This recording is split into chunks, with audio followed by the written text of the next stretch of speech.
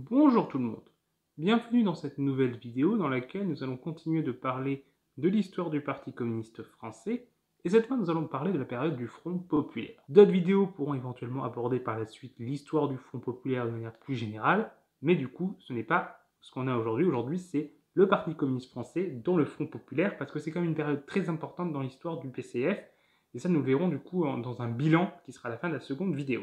Donc, comme on l'a vu dans la vidéo précédente, le Parti communiste français était depuis les années 20 dans une stratégie classe contre classe, c'est-à-dire à considérer que la SFIO était un parti ennemi, un parti traître, un parti social-fasciste, et qu'il était hors de question de s'allier avec eux. Mais au cours des années 30, cette ligne va changer. Et ce pour plusieurs raisons, des raisons nationales et des raisons internationales. Nous allons d'abord voir ces raisons nationales, qui sont celles qui sont souvent le plus mises en avant, mais qui ne sont pas forcément les plus importantes. Mais commençons, parce qu'il faut bien commencer par quelque part. Et ce qui a joué globalement, c'est la crise du 6 février 1934. On est alors dans une période de crise pour la République, il y a des scandales réguliers qui éclatent, et là, il y a un scandale avec le scandale Stavisky, c'est un escroc qui était lié à des hommes politiques. Il est retrouvé mort, officiellement c'est un suicide, mais certains pensent qu'il a été assassiné pour le faire taire et éviter qu'il révèle des choses. Est-ce vrai ou pas? On ne sait pas, mais en tout cas la rumeur se répand. La République en plus fait face à des difficultés économiques, la crise de 1929 depuis 1932-1933 frappe la France, du coup le chômage augmente, les salaires diminuent, les pensions des vétérans de guerre diminuent également, et donc ça aussi ça nourrit un mécontentement. Dans ce contexte, il y a le gouvernement Camille Chotan qui était du coup au pouvoir, va tomber suite à l'affaire Stavinsky, et c'est un gouvernement Daladier II qui est mis en place pour le remplacer. Ce gouvernement n'est pas accepté par l'extrême droite parce que Daladier était un radical, donc à l'époque classé au centre-gauche, et pour l'extrême droite, ces radicaux qui s'allient avec la SFIO régulièrement sont un danger et sont des ennemis des communistes. Alors qu'en réalité, pas du tout, mais aux yeux de l'extrême droite, c'est du pareil au même. L'extrême droite qui est très influente à ce moment-là, les ligues d'extrême droite qui avaient déjà commencé à émerger dans les années 20, mais qui ont eu un nouveau développement depuis 1932 avec l'arrivée au pouvoir du néo-cartel, Alliance Radicaux SFIO, et la crise, du coup les effets de la crise économique. Nous aurons sûrement une vidéo qui reviendra sur ces différentes ligues d'extrême droite, donc on ne va pas le développer ici, mais en tout cas elles sont très influentes à ce moment-là. Il y a également des journaux d'extrême droite qui relaient dans l'opinion ces idées-là. Il y a Gringoire par exemple, qui a 600 000 lecteurs, donc il y a vraiment une influence non négligeable. Et donc déjà depuis janvier, il y a des manifestations d'extrême droite régulièrement à Paris. C'est un peu comme on a pu avoir un moment pendant les Gilets jaunes, c'est que chaque samedi, des manifestations à Paris. Donc là, c'est un peu la même ambiance. Et il y a le préfet de police de Paris, Chiappe, qui n'arrive pas à maintenir l'ordre, il n'arrive pas à arrêter les débordements, et il est accusé par certains d'être proche des ligues et donc d'être trop souple envers elles. Et donc il est limogé. Et ça va mettre un peu le feu aux poudres. Les ligues d'extrême droite organisent une grande manifestation le 6 février, auxquels se joignent donc également du coup des mouvements d'anciens combattants. Donc à l'extrême droite, on trouve l'Action française, les Croix de Feu, les Faisceaux, etc. On trouve l'Union nationale des combattants, qui est donc la principale organisation d'anciens combattants à ce moment-là, mais également l'ARAC, qui est du coup une organisation d'anciens combattants plutôt proche du Parti communiste français. Donc certes, les principaux organisateurs sont d'extrême droite, mais on trouve également des gens de gauche. Le PCF choisissant du coup de participer pour ne pas laisser cette critique anti-parlementaire et anti-corruption, anti-magouille, et ne pas la laisser qu'à l'extrême droite. Donc c'est éviter une sorte de moyen de contrer l'extrême droite en reprenant certains thèmes qui touchent vraiment l'opinion publique. Ce cortège, qui regroupe alors 30 000 personnes, va prendre le chemin du Palais Bourbon. Et une partie, minoritaire mais active, du cortège va tenter de prendre ce Palais Bourbon, là où siège l'Assemblée. Le bilan est de 15 morts et 2000 blessés, puisqu'il y a des affrontements avec la police qui ouvre le feu et qui doit les empêcher de prendre le Palais Bourbon. Et donc vous imaginez des mouvements d'extrême droite qui tentent de prendre l'Assemblée nationale, ça fait peur. Et on imagine un coup d'État fasciste. Dans les faits, c'est un peu exagéré. Comme on l'a vu, ça ne concernait déjà qu'une minorité des manifestants. La majorité n'était pas là pour renverser la République. Mais la peur s'installe. Et souvent, la perception que les acteurs des événements ont des événements joue plus que les événements eux-mêmes sur leurs actions et du coup sur les événements futurs. Et là, c'est un cas d'école. Il y a une partie de la population importante, les partis politiques, les syndicats, les associations, les intellectuels de gauche, tout ça craignent un coup d'État fasciste. Et donc face à ça, l'idée de s'unir pour protéger la République émerge. Et donc ça va pousser la SFIO, le Parti communiste français, les radicaux, d'autres forces de gauche, les syndicats, les associations, à discuter et à créer l'union. Dès février 1934, d'un côté le PCF-CGTU, Confédération Générale des Travailleurs Unifiés, qui étaient en fait des membres de la CGT qui avaient été exclus en 1921 parce qu'ils voulaient s'affilier à l'Internationale syndicale rouge, qui est proche de la Troisième Internationale, donc l'Internationale communiste. Donc c'est un syndicat proche du PCF et de l'URSS. Ils ont été exclus de la CGT, où la majorité était plutôt proche de la SFIO ou ne pas s'affilier à un parti politique. Dans la CGTU, on trouvait aussi une mission plume. Au début, il y avait un courant anarchiste, mais qui a créé son propre syndicat par la suite, la CGT socialiste révolutionnaire, dont les membres seront plusieurs à fonder par la suite la CNT. Donc ces deux groupes-là, ces deux blocs, organisent des cortèges séparés, mais en tout cas pour dénoncer le risque fasciste. Ces cortèges sont avec des appels séparés, ils n'ont pas lieu en même temps, pas au même endroit, mais des membres du PCF vont à ceux de la SFIO et réciproquement. Pareil pour la CGTU, CGT. Donc il y a une volonté d'union qui arrive à la base, qui commence à émerger. Et si les appareils ne sont pas encore à vouloir aller là-dedans, le PCF refuse, et la CFIO aussi refuse d'appeler à participer aux manifestations avec le PCF, mais la base arrive. Et le 12 février, les cortèges antifascistes parisiens, il y avait donc deux cortèges qui avaient eu lieu, ils vont converger et s'unir.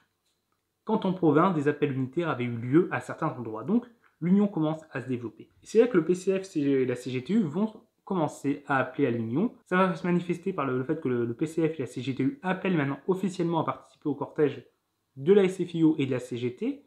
Ainsi, ils participent à un cortège qui réunit 250 000 personnes dans les semaines suivantes. Et il y a quand même 1 million de personnes qui participent à des grèves antifascistes. Donc il y a vraiment un mouvement de masse qui rencontre le succès. La SFIO, de son côté, n'appelle pas encore à participer au mouvement du PCF, parce que le PCF apparaît encore comme un parti en dehors du champ républicain, qui est vu comme un parti de l'étranger, un ennemi de l'intérieur. Ces manifestations sont d'ailleurs encore réprimées, mais les discussions vont s'ouvrir. Le PCF va tendre la main à la SFIO, il va appeler à créer une union, donc les discussions s'ouvrent, et le 27 juillet 1934, ça se concrétise. Il y a un pacte d'unité d'action antifasciste qui est signé. Ce pacte inclut donc d'organiser des actions communes et d'arrêter de se critiquer mutuellement dans les différentes expressions du parti et de leurs médias. L'Humanité pour le PCF, le Populaire pour la SFIO. Dans le même temps, la CGT et la CGTU, du coup, vont renouer le dialogue. Comme on l'a vu, en 1921, il y a eu une scission. Mais dans les mois suivants, le 6 février 1934, le dialogue s'ouvre, l'idée de la réunification émerge et elle se prépare. Elle est validée le 23 et 27 octobre 1935. La CGTU et la CGT organisent chacun de leur côté un congrès dans lequel la proposition d'unification est proposée et elle est validée. Ce qui va aboutir du 3 au 5 mars 1936 à un congrès commun à Toulouse des deux organisations qui permet d'officialiser cette unification, ce qui fait qu'un syndicat se forme qui s'appelle du coup CGT tout simplement, qui regroupe 750 000 adhérents, ce qui en fait une force quand même très importante, même c'est plus qu'aujourd'hui la CGT ou n'importe quel syndicat aujourd'hui, alors que le pays est bien plus peuplé. Et en plus, ce syndicat va reconnaître une forte dynamique du fait du contexte de lutte sociale de 1936, ce qui fait qu'à la fin de l'année, il va compter 4 millions d'adhérents. Vous imaginez aujourd'hui un syndicat avec 4 millions d'adhérents? Ce serait un syndicat avec une puissance impressionnante. Clairement, le gouvernement ne mènerait pas la même politique aujourd'hui s'il y avait la CGT à 4 millions d'adhérents. Ça, c'est clair. Donc ça, c'est les causes nationales. Mais il y a des causes internationales qui vont jouer également. Et ça explique le fait qu'il n'y a pas que la France qui connaît de tels mouvements. Il y a des fronts populaires qui se forment en Espagne, au Chili. Les communistes britanniques vont tendre la main aux travaillistes britanniques pour former une union, mais là, ça va pas rencontrer le succès, donc il n'y aura pas de front populaire. Mais des initiatives ont lieu. Et donc, c'est quoi ces raisons internationales? Eh bien, il faut voir que du coup, la montée du fascisme, ça joue aussi au niveau international. La prise de pouvoir d'Hitler en Allemagne, ça fait peur en URSS. Déjà parce qu'on voit que l'extrême droite, le fascisme, le nazisme progressent partout en Europe, et que c'est en train de séduire les masses plus que le communisme, donc ça fait peur. Et ça montre que la ligne classe contre classe a ses limites et qu'elle ne fonctionne pas. Et de plus, l'URSS a aussi peur d'une chose, c'est que l'Allemagne nazie, Hitler, a clairement, déjà s'affiche clairement anticommuniste, il réprime le PCF, il critique le judéo-bolchevisme en disant que voilà, c'est ce qui se passe en URSS. Il ne cache pas ses ambitions de s'étendre à l'Est. Donc l'URSS est menacée, se sent vraiment menacée par l'Allemagne nazie. Et elle n'a pas envie d'être seule face à ça. Il lui faut des alliés. L'Allemagne avait un temps, avant la prise du pouvoir d'Hitler, était un allié de l'URSS. Ce qu'il faut voir, en 1922, les deux avaient signé le traité de Rapallo, qui se reconnaissaient leurs frontières mutuelles, et il y avait des pactes d'aide militaire, d'aide à l'entraînement militaire également. L'Allemagne entraînait ses armées en URSS. de manière secrète, puisqu'elle n'avait pas le droit d'avoir une armée de plus de 100 000 hommes. Cette alliance était faite par pragmatisme, en fait, parce que l'URSS, suite à la Révolution, s'était retrouvée un peu au ban de la société internationale. Quant à l'Allemagne, c'était pareil depuis le traité de Versailles. Donc, vu que les deux étaient exclus, ils se sont dit, vu que les autres ne veulent pas de nous, on va discuter ensemble. Donc, l'URSS avait comme allié l'Allemagne, mais la prise de pouvoir d'Hitler change complètement la donne, et donc elle se retrouve à nouveau isolée et menacée par son ancien allié. Donc, de nouveaux alliés, et elle se tourne vers la bourgeoisie, enfin par les démocraties bourgeoises, la France, l'Angleterre, éventuellement l'Espagne aussi. Et donc, pour porter une telle union, il faut qu'elle compte sur les partis communistes nationaux pour porter cette idée d'union. Et pour cela, il faut qu'ils soient plus intégrés dans la vie politique, qu'ils apparaissent moins comme étant en dehors du cadre républicain, et qu'ils puissent soutenir des gouvernements qui seraient favorables à un tel rapprochement. Donc, qui s'allient avec les forces de gauche. Ce qui fait qu'au 7e congrès du Comintern, durant l'été 1935, où la notion classe contre classe va s'opposer à l'idée de Front populaire, l'URSS va appuyer l'idée du Front populaire, qui est défendue par les communistes français, mais également par les communistes bulgares, qui vont emporter la majorité et donc valider l'idée d'une telle union. D'ailleurs, l'URSS va continuer du coup de chercher ce rapprochement et de chercher à convaincre les démocraties françaises et anglaises d'entrer en guerre contre l'Allemagne nazie, mais de ne pas lui faire de concessions. Par exemple, avec les accords de Munich, l'URSS sera contre les accords de Munich et sera favorable à une intervention militaire pour défendre la Tchécoslovaquie, mais les démocraties bourgeoises vont refuser, et en fait c'est suite à ça que l'URSS et Staline vont aller signer le pacte germano-soviétique, parce qu'ils voient qu'en fait ils ne seront pas soutenus en cas de guerre contre l'Allemagne, et même ils craignent que la France et l'Angleterre s'allient avec Hitler contre l'URSS. Une partie de la droite, en France et en Angleterre, prônait une telle position. Ils considéraient que le nazisme n'était pas une vraie menace, que la véritable menace c'était l'URSS, le communisme, et qu'il fallait le combattre et s'allier avec Hitler pour ça. Et donc face à une telle menace, l'URSS a pris les devants en négociant avec l'Allemagne nazie. Après voilà, c'était pas une position de toute la droite, il y avait Kirillis qui lui au contraire était pour s'allier avec l'URSS face à l'Allemagne nazie parce qu'il considérait que l'Allemagne de toute façon allait menacer la France, et il avait globalement plutôt raison. En tout cas, du coup, avec ce contexte international, les choses sont différentes pour le PCF qui peut du coup rejoindre la position de sa base et valider l'idée d'une union. Donc d'abord avec la SFIO, puis en 1935, il y a un comité de rassemblement populaire qui voit le jour et qui se dote d'un programme pour le pain, la paix et la liberté. En fait, c'est un programme, c'est pas un programme complet, c'est quelques points, quelques mesures qui tient sur 4 pages, mais des mesures sur lesquelles on se met d'accord et que on défend que le PCF, la SFIO et les radicaux vont défendre dans leurs programmes respectifs. Cette idée-là aussi s'appuie sur les succès des listes de gauche qui ont commencé à s'unir dès les municipales de 1935, qui a permis au PCF de conquérir plusieurs villes. C'est à ce moment-là que la banlieue rouge se forme. Il y a 26 municipalités communistes dans la région parisienne. Il y a également le succès des mobilisations antifascistes qui continuent. Ainsi, le 14 juillet 1935, 500 000 personnes se réunissent à Paris. Et du coup, le PCF choisit d'étendre l'union aux radicaux également. Ce qui là est passé pas forcément aussi bien, puisqu'il s'avère que l'URSS était bien d'accord pour s'allier avec la SFIO. Avec les radicaux, elle disait non, peut-être pas. Thorez a un peu du coup passé outre l'opposition de l'URSS et a tendu la main aux radicaux. Là, il s'agit en fait pour le PCF d'une nouvelle analyse, ne plus considérer que le fascisme n'est que le vrai visage de la bourgeoisie, mais que la bourgeoisie est composée de plusieurs courants, avec un courant plus progressiste incarné par les radicaux, là où le fascisme est le courant le plus conservateur et réactionnaire. Et que la classe ouvrière peut s'allier avec le courant le plus progressiste de la bourgeoisie contre ce courant réactionnaire. Il s'agit également de s'allier avec la classe moyenne que les radicaux représentent, partie de petite bourgeoisie, de fonctionnaires, d'employés, et d'employés un peu aisés, donc c'est à partir de classe moyenne. Et l'analyse du PCF et de Thorez, c'est que le fascisme s'appuie sur les classes moyennes pour gagner, et que donc les communistes doivent en fait se lancer dans une course, dans la conquête de la classe moyenne, avec les fascistes, et les battre à ce jeu-là.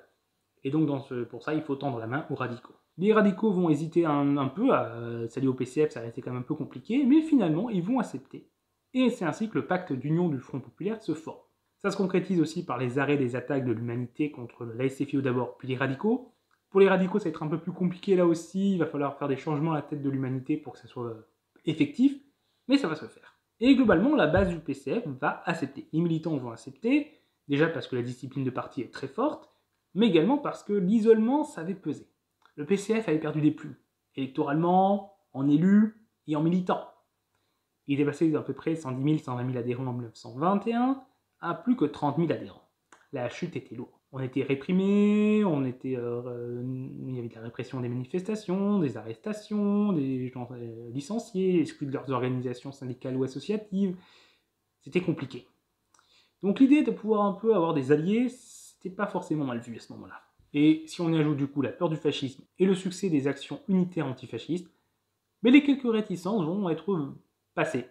Et donc l'alliance se concrétise en 1936. Nous allons le voir plus en détail, mais l'alliance prend la forme de candidatures séparées au premier tour, mais avec un accord de désistement au second tour pour le candidat du Front Populaire ayant fait le meilleur score au premier tour.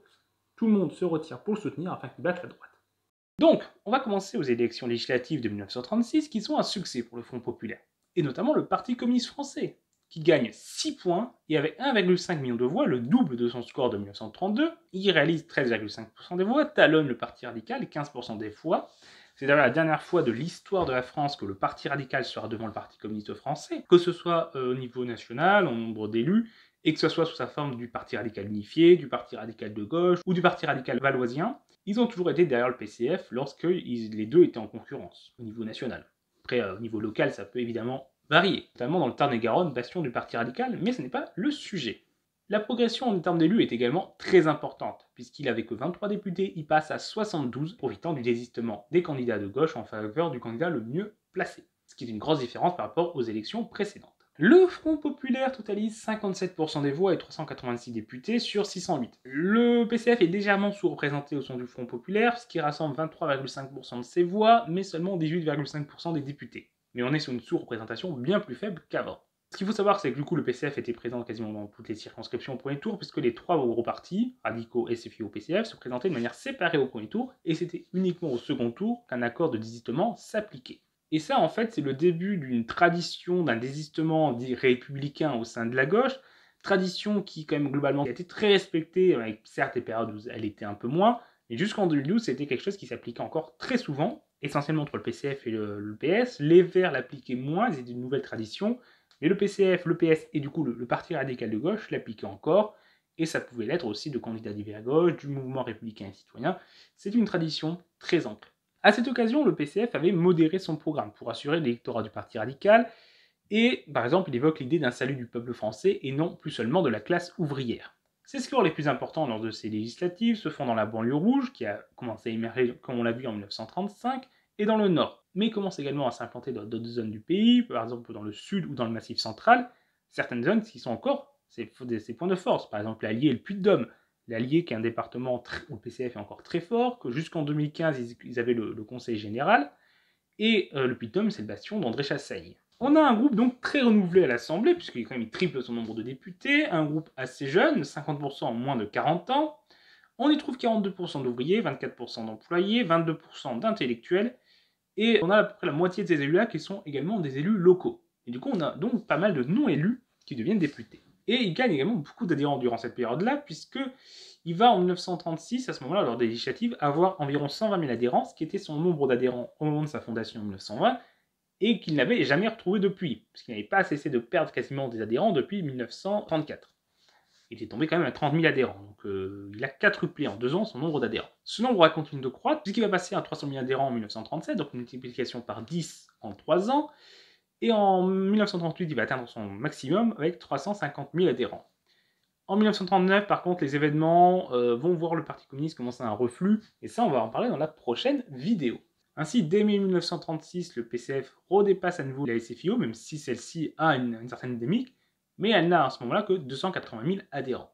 Mais moins du coup que les 350 000 maximum du PCF. Celui-ci va donc soutenir le gouvernement Blum, la SFIO étant arrivée en tête de la gauche, c'est donc à elle de diriger le gouvernement, mais sans y participer, ce qui était un peu la stratégie de la SFIO avant lors des alliances avec le Parti radical, surtout en 1924. En 1932, c'était un peu moins clair, mais globalement, la ligne de la SFIO, c'était on soutient un gouvernement radical, on vote en faveur de ce gouvernement, en échange de mesures, mais on n'entre pas au gouvernement.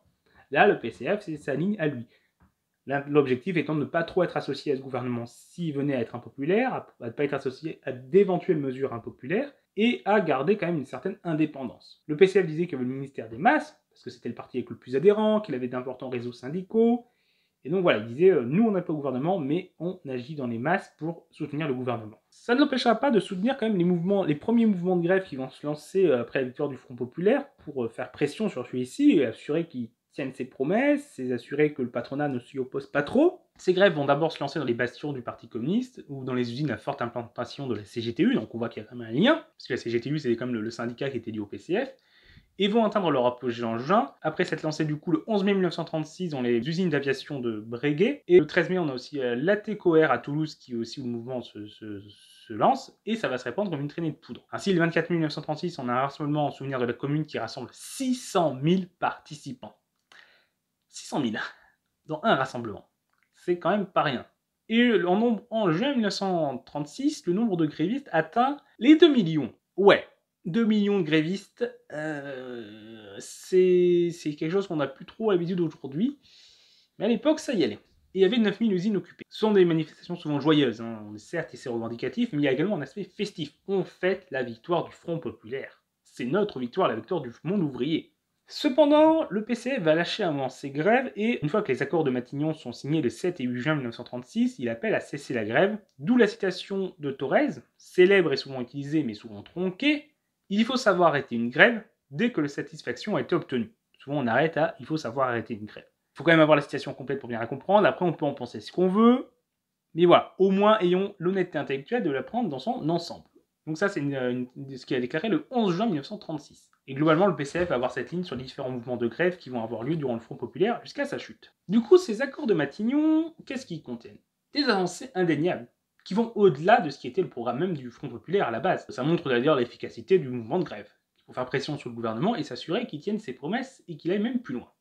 On a les 40 heures, les premiers congés payés sont mis en place, on a des salaires qui sont augmentés, en moyenne 12%, les délégués du personnel sont créés, donc c'est quand même permis aux ouvriers d'avoir des représentants. Avant, ça n'existait que dans certains secteurs, par exemple les mines. On a également Léo Lagrange, sous-secrétaire d'État au sport et à l'organisation des loisirs, qui va créer des billets de train avec 40% de réduction pour tous ces ouvriers qui vont pouvoir partir pour la première fois de leur vie en vacances, grâce aux congés payés. Et également, du coup, 29 juillet 1936, la retraite des mineurs est votée, et le 28 août, une loi sur les allocations chômage est également mise en place. Mais le PCF sera quand même parfois accusé d'avoir trahi un mouvement révolutionnaire qui aurait été en route, à ce moment-là, pour soutenir de simples revendications réformistes. En tout cas, c'est des accusations qui sont portées par l'extrême gauche, par exemple, à la lutte ouvrière. S'il y a des avancées indéniables, le maintien de l'alliance du Front populaire n'est pas simple. Pas simple du tout. Il y a des accords nombreux, sur les questions économiques, déjà, mais également, il y a la guerre d'Espagne qui arrive et qui divise. Le PCF est favorable à une intervention, la SFIO est divisée sur la question, et le Parti radical est farouchement contre. Et ça va être un sujet de discorde très important, et vu qu'en plus la situation économique du pays est quand même encore assez difficile, hein, certes le Front populaire arrive à relancer un peu l'économie et la production du pays, mais il n'arrive pas à revenir à ce qu'il était avant 1932, lorsque la crise économique de 1929 a vraiment frappé la France. On ajoute à ça les attaques de la droite et de l'extrême droite qui sont très virulentes. On a quand même un ministre qui s'est suicidé suite à une campagne de diffamation lancée par l'extrême droite, l'Action française et Gringoire. Donc ça c'est l'affaire Salingro. Donc on a un gouvernement qui est fragilisé. Et en juin 1937, le Front populaire commence à battre de l'aile. On a alors le remplacement de Blum par le radical Chotan. Et les difficultés économiques du pays continuent. En 1938, on a finalement un gouvernement radicaux allié à la droite qui se met en place, mené par Daladier, et qui donc remplace le Front populaire, qui prend à ce moment-là fin, officiellement, et revient sur plusieurs mesures de celui-ci. Le PCF qui va avoir tendance à chercher quand même à essayer de sauver le Front populaire jusqu'au bout, mais à ce moment-là, c'est fini. Et ça va se voir clairement dans la répression qui va commencer à s'abattre sur le PCF, et cela va également se voir dans des divisions importantes, par exemple sur les questions des accords de Munich. La SFIO et les radicaux soutiennent globalement ces accords de Munich. Il y a quelques membres qui s'abstiennent, qui votent contre, même à la SFIO, mais c'est très minoritaire. Là où le PCF s'y oppose farouchement et vote unanimement contre. Donc là, il y a une autre grande ligne de fracture qui apparaît. Et alors le PCF a la beau tenter d'appeler un nouveau gouvernement populaire et antifasciste avec la CFIO, tentant de s'appuyer également sur une forte mobilisation populaire avec la CGT, ça ne marche pas. Déjà, la CGT n'est pas unie non plus sur les questions de Munich, l'opinion publique en fait soutient globalement les accords de Munich, et donc il n'y a pas, comme en 1934, un gros mouvement de l'opinion publique, et le Front populaire est vraiment mort. C'est fini pour le Front populaire. Cette période du Front populaire va avoir de nombreuses évolutions en fait pour le Parti communiste. Déjà, le ralliement à l'idée de défense nationale, ça c'est assez nouveau. Le PCF était uniquement internationaliste et l'idée de défense nationale lui était étrangère. Certes, cette idée de défense nationale était nourrie par la peur du fascisme, mais c'était une défense nationale contre une menace fasciste, mais il y avait quand même une certaine forme de normalisation du PCF qui va se réapproprier des éléments de l'identité française, comme le 14 juillet, l'imaginaire de la Révolution française aussi, qui était quand même moins utilisé avant parce que c'était associé à une révolution bourgeoise, en tout cas dite bourgeoise.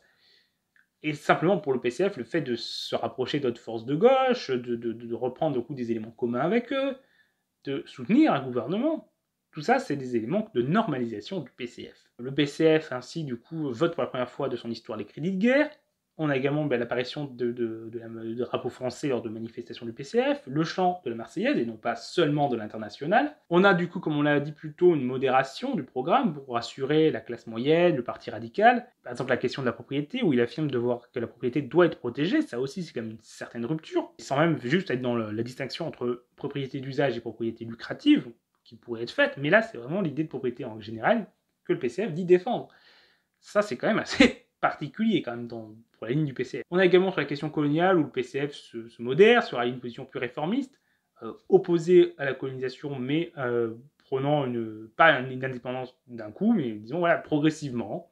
Donc c'est quand même quelque chose, un moyen de ne pas trop s'opposer à la politique menée par le Front populaire qui ne va pas vers l'indépendance des colonies.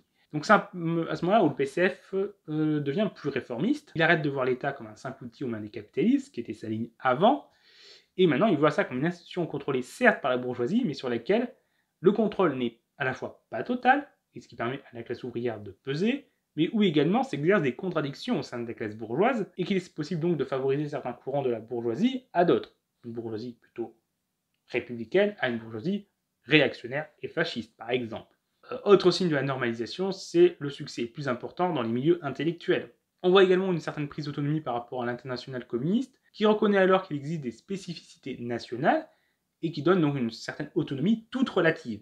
Toute relative, hein, l'international communiste a comme le dernier mot, mais c'est un début d'existence, et par exemple le fait de s'allier avec les radicaux, ce n'était pas une consigne directement de l'international communiste, mais une initiative du PCF. C'est également à ce moment-là où le sigle SFIC cesse d'être utilisé et on utilise seulement désormais Parti communiste français. Donc, il y a l'aspect français qui devient plus important.